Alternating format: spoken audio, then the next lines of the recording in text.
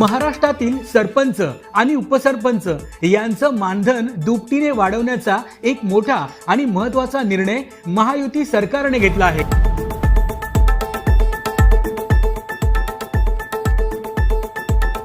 या निर्णयानुसार आता सरपंचांना ग्रामपंचायतीच्या लोकसंख्येच्या वर्गवारीनुसार 6,000 ते 10,000 रुपये तर उपसरपंचांना 2,000 ते 4,000 रुपये पर्यंतचं दरमहा मानधन मिळणार आहे। सध्या सरपंचांना 3,000 पासून ते 5,000 रुपयांपर्यंतचं मानधन मिळतं, तर उपसरपंचांना दरमहा 1,000 ते 2,000 रुपयांपर्यंतचं मानधन मिळतंय। महाराष्ट्रातील 28,813 ग्रामपंचायतींच्या सरपंच आणि उपसरपंचांना या मानधन वाढीचा मोठा लाभ मिळणार आहे।